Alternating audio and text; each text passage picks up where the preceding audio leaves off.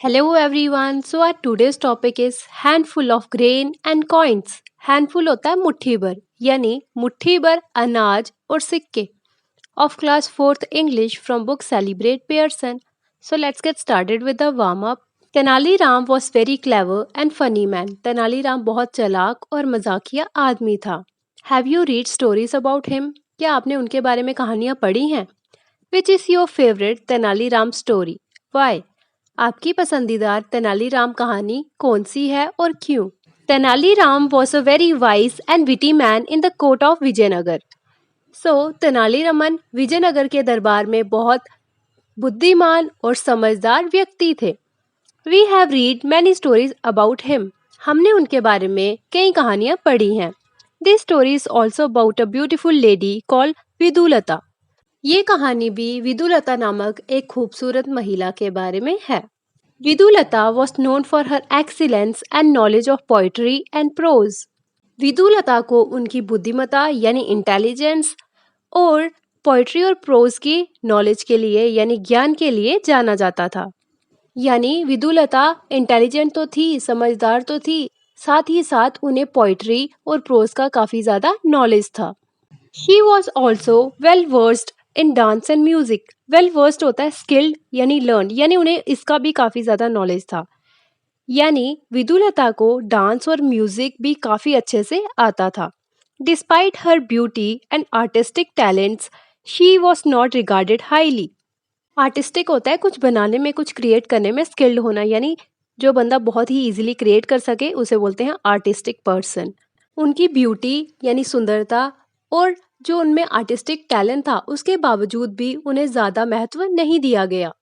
This was primarily due to her pride. Pride होता है अभिमान यानी एटीट्यूड लगा लो. और विदुलता को महत्व इसलिए नहीं दिया गया क्योंकि उनमें बहुत ज़्यादा प्राइड था. वो खुद को बहुत ज़्यादा इंपॉर्टेंस देती थी, उनमें बहुत ज़्यादा एटीट्यूड था. Vidulata making an announcement. Whoever defeats me in a battle of humor, wit and scholarship will be rewarded with 1000 gold coins.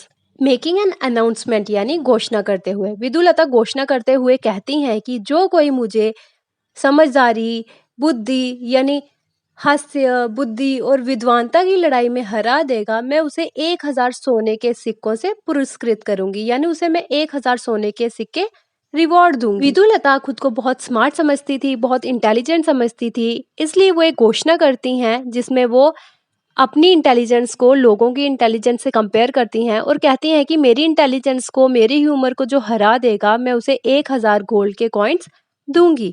She put up a board on her compound wall. Compound होता है enclosed area, मतलब जो उनका area था, जो उनका town था, उधर जो खाली जगह यानी ग्राउंड था ना, उस चीज को कंपाउंड बोलते हैं. तो वहां पे उसने एक बोर्ड लगा दिया. इट रीड 1000 गोल्ड कॉइन्स और उस पे लिखा था 1000 सोने के सिक्के. The challenge hurt the scholars in the region. इस रीजन यानी इस एरिया के जितने भी स्कॉलर्स यानी विद्वान थे, विद्वान यानी स्कॉलर वो होते हैं जिसे काफ़ी ज़्यादा नॉलेज होता है, उनको इस चैलेंज ने काफ़ी ज़्यादा हर्ट किया. Almost all the scholars in the city took part in the contest but failed in defeating her. शहर के सभी विद्वानों ने इस प्रतियोगिता यानी कॉन्टेस्ट में भाग लिया लेकिन उसे हराने में असफल रहे. यानी विदुलता को कोई भी स्कॉलर नहीं हरा पाया. कॉन्टेस्ट क्या होता है? प्रतियोगिता यानी competition. Firewood vendor shouting, firewood, excellent firewood, best firewood in the city. Firewood vendor होता है लकड़ी बेचने वाला. अब जो लकड़ी होती है उसका यूज किस लिए करते हैं? आग जलाने के लिए.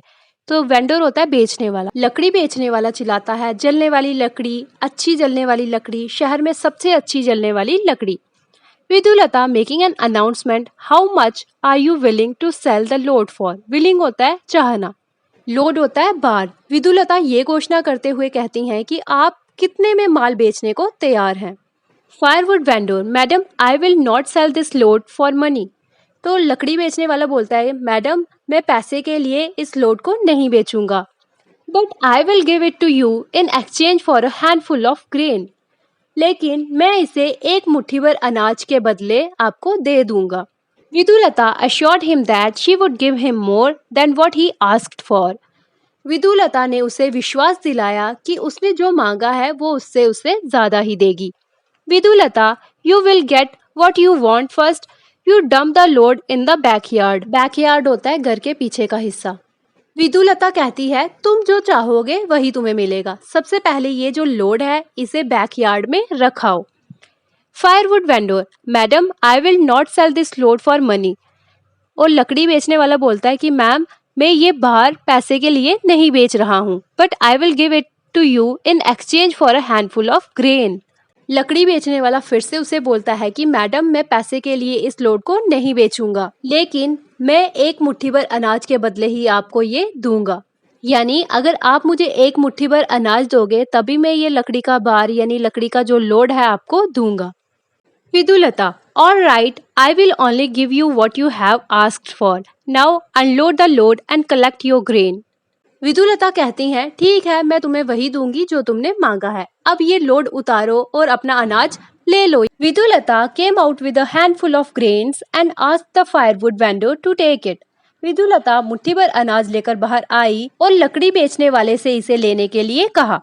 Firewood vendor, Madam, I made it very clear that there is no bargain for this deal. I said a handful of grain, not less, not more. लकड़ी बेचने वाला कहता है कि मैडम मैंने क्लियरली बोल दिया था कि इस डील में कोई भी सौदा यानी बार्गेन नहीं होगा। मैंने एक मुट्ठी अनाज ही कहा था, ना कम ना ज्यादा। If you cannot pay the price, then give me 1000 gold coins and remove this board from your compound wall. अगर आप इसके पैसे नहीं दे सकते हो तो मुझे 1000 सोने के गोल्ड कॉइन्स दे दो और इस बोर्ड को अपनी कंपाउंड वॉल से हटा दो। Vidulata, what is wrong with you, what are you talking? आपको क्या दिक्कत है, आप क्या बात कर रहे हैं? विदुलता कहती है।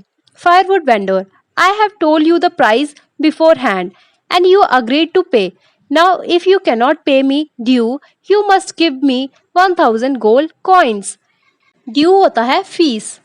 लकड़ी बेचने वाला कहता है कि मैंने आपको प्राइस यानी कीमत पहले ही बता दी थी और आप ये प्राइस देने के लिए तैयार भी हो गई थी, और अब अगर आप मुझे मेरे पैसे नहीं दे सकती तो आपको 1000 सोने के सिक्के देने होंगे। Now both Vidulata and the firewood vendor started to argue. Argue होता है बहस करना। अब विदुलता और लकड़ी बेचने वाला दोनों बहस करने लगे। Vidulata decided to approach the provisional court for justice. Justice होता है इंसाफ, अप्रोच होता है मांग करना। विदुलता ने इंसाफ पाने के लिए प्रोविजनल कोर्ट का दरवाजा खटखटाने का सोचा। At the court Vidulata presented her argument in front of the जज। कोर्ट में विदुलता ने जज के सामने अपनी बात रखी। Vidulata, my lord, I agreed to pay this firewood vendor the price he asked for the firewood. My lord यानी जज को वो कहती है कि मैं इस लकड़ी बेचने वाले को वो कीमत देने के लिए तैयार हो गई थी जो इसने लकड़ी के लिए मांगी थी।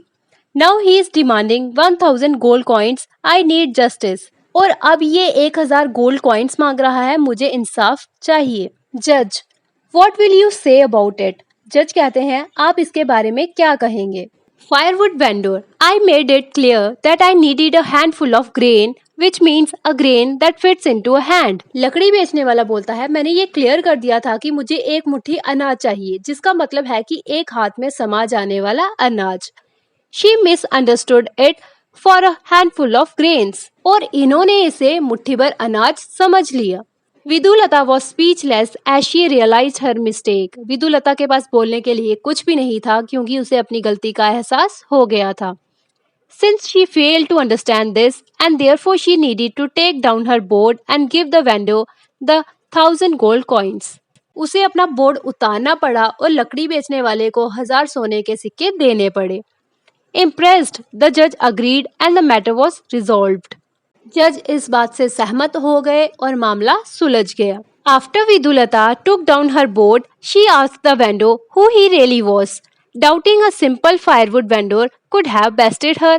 विदुलता ने अपना बोर्ड उतारने के बाद लकड़ी बेचने वाले से पूछा कि रियलिटी में आप हो कौन। उसे डाउट हुआ कि एक साधारण लकड़ी बेचने वाला उसे सबसे अच्छा कर सकता था। Taking of his turban, Tenali Rama revealed himself. पगड़ी उतारकर तेनालीरामन ने अपना खुलासा कर दिया। He wanted to teach विदुलता a lesson for being humble, lesson learned. वो विदुलता को विनम्र होने का सबक सिखाना चाहते थे और सबक सीख लिया। होता ये है कि जो लकड़ी बेचने वाला होता है यानी तेनालीराम, उसने विदुलता से मुट्ठी भर एक दाना मांगा होता है, यानी पूरी मुट्ठी में एक दाना, हैंडफुल ऑफ ग्रेन। लेकिन विदुलता हैंडफुल ऑफ ग्रेन्स के साथ आती है, यानी हाथ में बहुत से अनाज के दाने लिए। इससे क्या होता है, जो विदुलता होती है उसकी इंटेलिजेंस डाउन हो जाती है, और जो लकड़ी बेचने वाला होता है यानी तेनालीराम, उसकी इंटेलिजेंस अप हो जाती है। विदुलता सबको ये जताती है ना कि मुझसे स्मार्ट, मुझसे इंटेलिजेंट, सर्वश्रेष्ठ कोई भी नहीं है। तो तेनालीराम अपनी क्लेवरनेस से, अपनी चालाकी से ये साबित कर देते हैं कि विदुलता को उनकी बात समझ नहीं आई, वो विदुलता से ज़्यादा श्रेष्ठ हैं, ज़्यादा इंटेलिजेंट हैं, जो कि उन्होंने विदुलता को बेवकूफ़ बना दिया।